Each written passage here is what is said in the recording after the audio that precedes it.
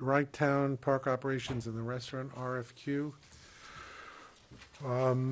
I've asked Debbie to modify the dates, and we will be sending out the RFQ this week. They had not been sent out previously. Debbie, in the packet, do we have the latest ones with your dates in it? Okay.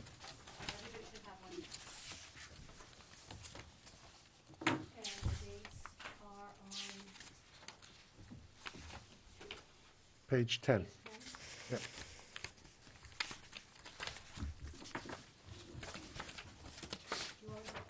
Would you like me to read them out? Yeah, assuming that this RFQ is issued tomorrow or certainly by the next day. That the RFQ will be issued tomorrow, January 20th, 2016. Information meeting and site visit will be on February 4th. At Rye Town Park, meeting at the Administration Building, 95 Dearborn Avenue, Rye, New York. Deadline for submission of written questions will be March 4th, 2016. The date of written questions will be answered will be 1 week later, March 11th. The RFQ submission deadline will be March 18th, 2016 at 4 p.m. Top responses will be selected on April 6th. That announcement made April 6th. Presentation by top proposers will be 1 month later, May 6th. And the selection of the top proposal will be announced by June 3rd. Any comments on that? I think this may be a little bit of an aggressive schedule. We obviously want to cast as wide a net as possible to get as many responses as possible. I don't think it behooves anyone, us or anyone, to try to rush it, especially given our experience the last time we put out this RFP and we didn't really get a response. I think we got maybe one. We got one. So, and even under this timeline, it says selection of top proposal June 3rd. I mean, we're really not gonna put this into operation, I don't think, this year, for this summer.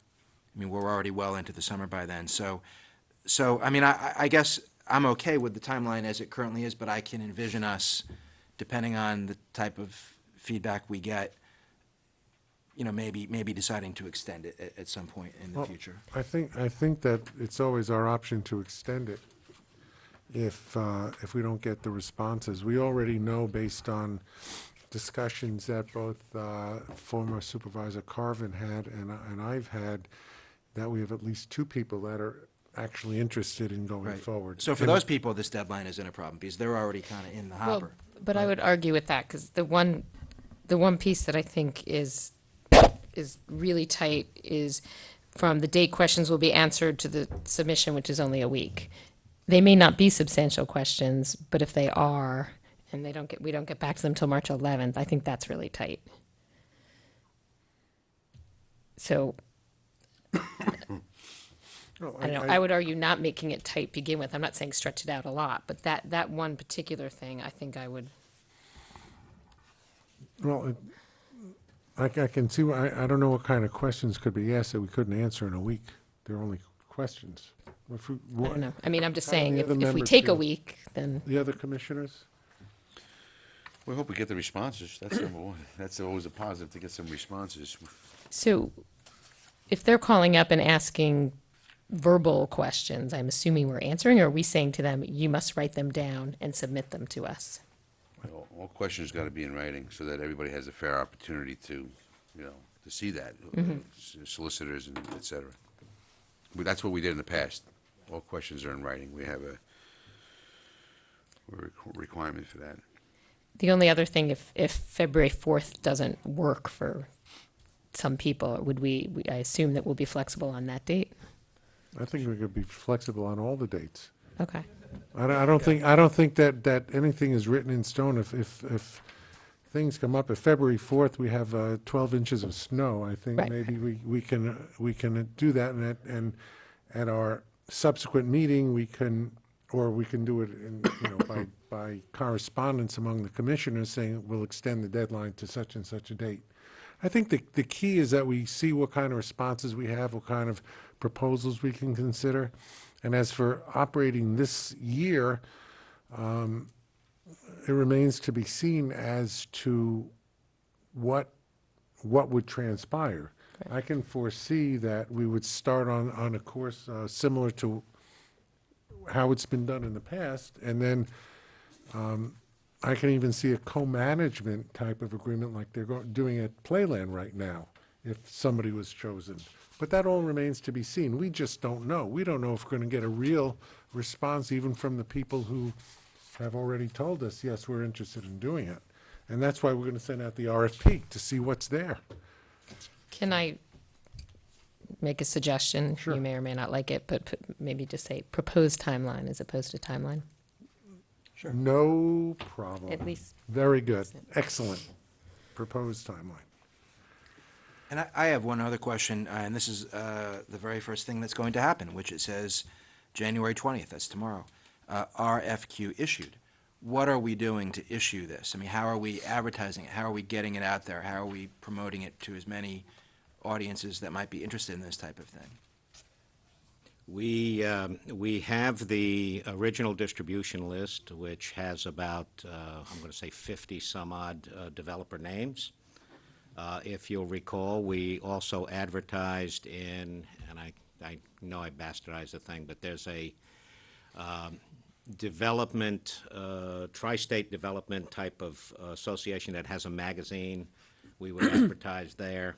That also provides for more outreach. And we have a handful, and I mean, count them on the fingers of one hand, of specific people that have requested to be kept up to date on that. Right, so we'll send it all to them. And I would also suggest that Bishop, I don't know who's on, everybody on the list. Do we have anybody on the list that is just a restaurant operator? No, but we have one or two people that have contacted us that are specifically interested in just restaurant operations.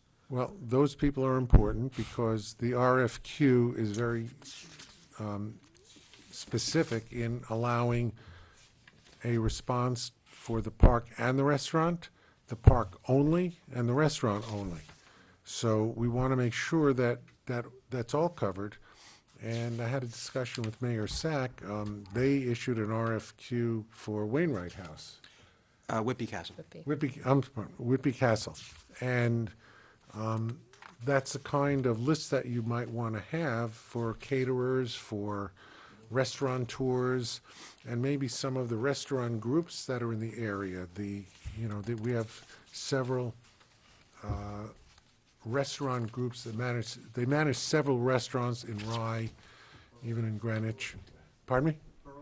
Pearl Group is one. You might want to try the Z Group, which is in Greenwich, but they also have the Aurora Restaurant in Rye, and they have 3 or 4 restaurants on Greenwich Avenue as well. So there may be other groups as well that may have an interest in just the restaurant. Yeah, no, Gary, I'm glad you brought that up, and we did speak about that, and I'd be happy to put Bishop, you and Debbie in touch with the people at our golf club who, had been involved with that, because I think we got a few interesting responses that might be worth pursuing again, and even their list, might be helpful. Even people that didn't respond to that particular RFP.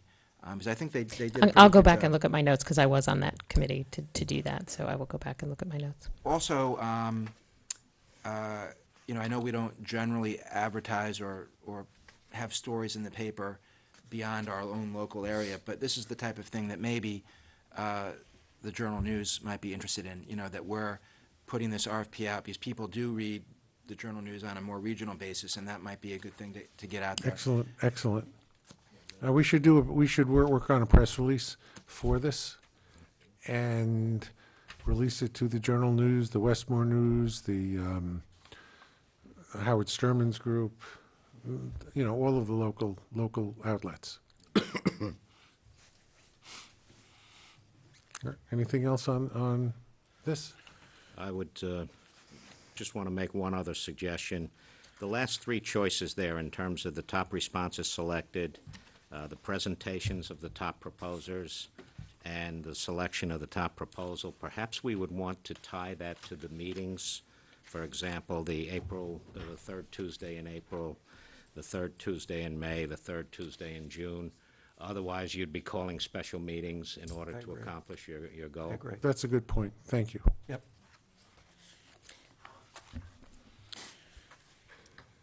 The only other thing I would add is that since we're dealing with a time of year where there's the possibility of snow cover that sticks around longer than we'd like, it might be unfair to prospective proposers to come and look at the park that's snow covered, that's all. So, I don't know, I tend to now understand, looking at the dates and the timelines being as close, as tight as they are, that maybe Mayor Sack has a point, maybe stretching it out with the reality of, even though we have the option to stretch it at any time or change the dates, maybe being realistic in terms of some of the date deadlines are in the middle of the winter, where there's a likelihood of snow cover, that's all.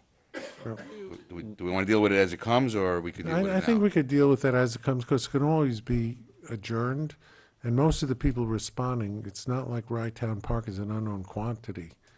And the buildings are going to be there, the pavilion is going to be there. The beach may be under snow, but the beach is going to be there. So, Right. True. I guess here's how I'm looking at the overall timeframe. So it says submission deadline, March 18th. That's less than 2 months from today. So basically, in less than 2 months, this has to get out there. Someone has to learn about it. Someone has to decide that they might want to submit something. Then they have to figure out what their application is going to look like, and then they have to submit it in less than 60 days. So, I mean, like I said, for the couple of people that we've identified as proposers, that's not going to be as big of a deal, but for people who we don't know about right now, it might be. So that's my only concern. If I may, we could solve the problem two ways, and that is, we could add a second site visit date, maybe a week or two out. The possibility of having serious weather problems and everything, two Well, we successive could've- dates. the problem with that is, then everybody's going to come at the second date. Not necessarily. Well, They might a want lot to of- come, a they lot- actually might want to come twice, so I wouldn't We find, could I know always- that that's what happened at I Whitby think we Castle, can- many came back twice. We can always arrange for a second comeback if people want to do it. You know, this is not like it's written in stone. If you get a call, it's like, we'd like to see it again, we'll arrange, we'll give people a week's notice or 2 weeks' notice and come back. And we can always adjust the dates. But I think we really need to gauge to see if people are interested in doing this once and for all. And if the people who have evidenced real interest are really interested, or they're just, blowing smoke. Who will be their main point of contact when they, Debbie? Debbie, okay. So you could communicate with them I that do we're agree, though, with flexible. Mayor Sack that, 60 days to tour the site, and come up with a response to this, and come up, in some cases, with a business plan. Well, in all cases, with a business plan is going to be tight. So if we're going to leave it as is, I think we really need to be prepared to push this.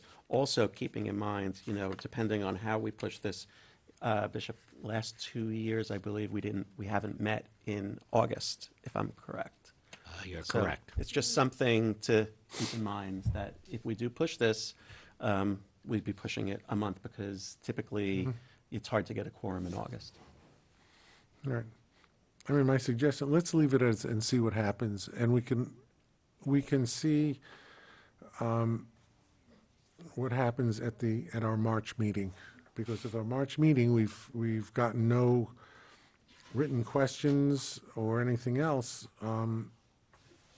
What day is our March meeting, do you know? I have it. 15th. Yep, 15. So hopefully, even though the submission deadline is 3 days later, hopefully we'll have some real interest by the 15th, and we can, at that time, make a determination as to whether, if nobody's called us on the 15th, then we'll know that the deadline submission is either unrealistic or nobody's really interested. If we get a call from 3 people who say, we're really interested, but we'd like the deadline to be 2 weeks later, then we can amend it on the 15th. Right? Okay. All right. There's nothing further on that. You're gonna put it on the website, right? Pardon me? You're putting it on the website, right? Yes, yes, ma'am. Yes. I gotta change the front sheet too. Hi, Emily Hurd, Rye resident. Just curious, this is the first I've heard of the Rye Town Park going out to bid with a RFQ that would encompass overseeing the whole park. I understood that Seaside Johnny's lease was up in December, but and it sounds like there are options here, so people can come in and provide you with a proposal to basically run the entire park, including the restaurants, but they can also just submit something for the restaurant. That's correct. Okay, and is there a Just the park. or just the park? And is there a goal that the board or the commission would really like to see? Do you think that this will deter restaurants, for example, from putting forth a proposal if they're not interested in doing anything but that? And have you done this in the past? And sort of how has this worked before? With the RFQ? Yes.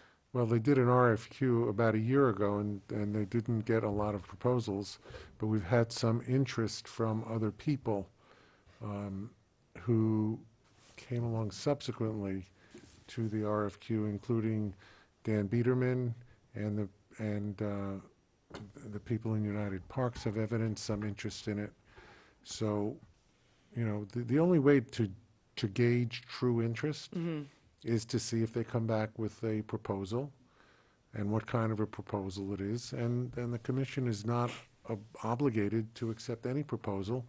And the commission has the ability, when they get a proposal, to negotiate with the people to make the proposal better in one way or another. I mean, that's what the commission's job would be.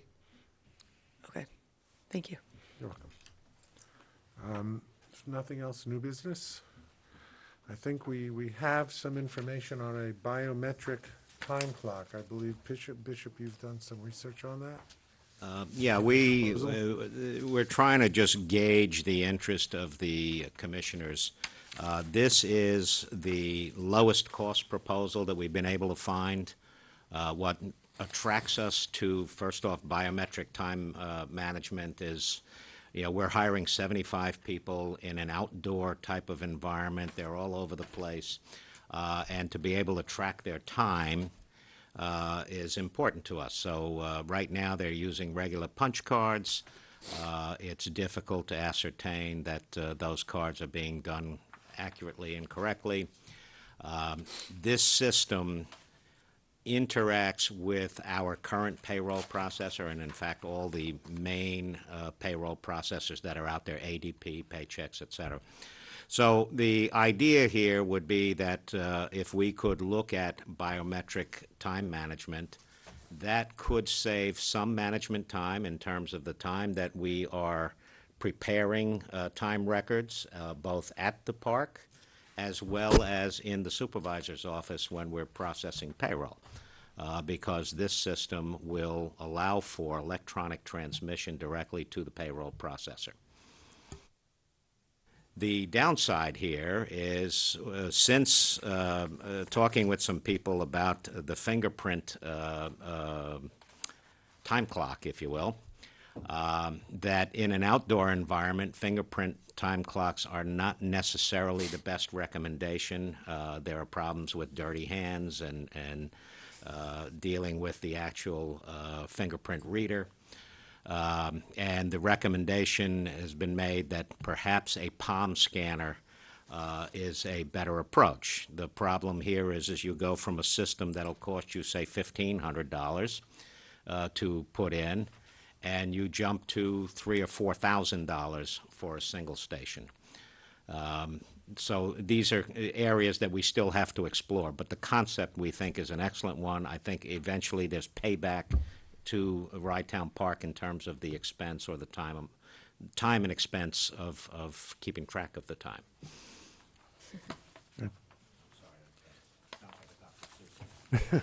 Any comments from the board? Just a question, Bishop. I didn't really realize that this was a problem in the past. Because we never, at least in the years that I've been on the board, and Benny, you've been Yeah, here I longer agree than with you. I anybody. didn't think there was a problem either. You know, I just didn't realize that there was a problem in terms of people either potentially what they call buddy punching here or anything else.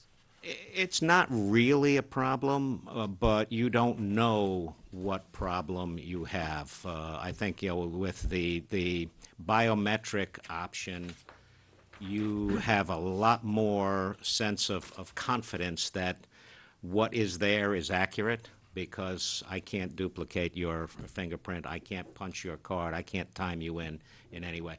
The real savings is more on the part of Terry. For example, Terry does the time management, so she has to now read 75 time cards. So this is going to upload directly into your payroll system. That's correct, and that's where we think A, there'll be less error factor, and B, much less management time spent in collecting that time. So if there's an issue with respect to it being for an outdoor system, why don't we just keep it inside the office? Well, it is inside the office, and that was our intention, that we would keep it inside the office. I mean, it's in a closed area now. The reference to outside is that we have a lot of outside workers. So when the maintenance guys come in, if the maintenance guys have grease on their fingers or something, you know, that perhaps will damage the reader item. Remember, we're at a beach, we have sand there. Eventually, that grit starts to affect the reader. How about if Our they concern wa- is just How that. about if They wash said their that that's an hands? issue? How about if they wash their hands? Yes, have a you know, little- I To say, nothing a bottle of Purell won't solve. Yeah. well, Is there a again, place to wash their hands? we're before they going to do this? try and pull together the second option as well, just so you have an alternate to look at. We'll put some pros and cons together in terms of both systems. And one of the things I think we really need to do is we need to talk to some Paychex clients. Our Paychex is our current provider for payroll, to make absolutely certain that we understand the connectivity to Paychex and make sure that we're selecting a system that is easy to implement. What do other businesses use? Like, what does Playland use? I mean, I assume they have a similar issue, just on a larger scale. I honestly don't know how they do their time. Retinal scan. It's- all right. Well, we could Let's find find that out. out too. Oh, They sure. may- Can we they get- may- My guess is, since it's county-run, they probably use the old card system, I would think. Yes, Fred, Mr. Joffrey first? Yeah, just for the record, we don't. Could you speak in the microphone, please, Freddie? Just for the record, we don't have a current problem there, because our system, we have a camera on it, and any one of us could watch that at any time during the day. But this is probably a more efficient system that would help us with our employees, say Terry, with the time it takes for her to reconcile all the cards and all that. So that's where the savings would come in. Okay. Can we get a sense of how much that really is in savings so we can compare it to how much it's going to cost us? I know it's going to be a bit of a guess, but if it's really that much of a savings, it'd be Well, helpful to quantify it a bit. I know we're not going to be exact. Terry would be able to give you. No, but that's worth Yeah. real money, though. A time savings for you is worth real money. I think that we just, And going less along with Julie mistakes. said- Not that I would suggest you make mistakes, but yeah, I mean, how much time? Forget the money, because time is money. How much? how often? Per paper. Is that each week? 2 weeks? 2 weeks. Recognize that there's also time spent in the supervisor's office, a comparable amount of time, taking the data that Terry has put together and now putting it into the payroll software. But you're not recommending this to us yet, right? You're still doing some homework? No, we just wanted to gauge heads the up. interest of the commission that, you know, this is an expense that we would consider putting into the capital plan, and that, you know, although we found the very lowest cost system out there, the thought process is we may want to entertain something that is a more effective and possibly more reliable. The other thought I have is we could easily buy 2 of these cheaper systems and understand that if you mount them side by side, that you would always have backup. If one system began to give you trouble, you just, start using the one on the right and have the other one repaired. I think I can say that we're interested, and I think we should go forward and explore it and get some more definitive numbers and figure out where it goes. All right. That young lady?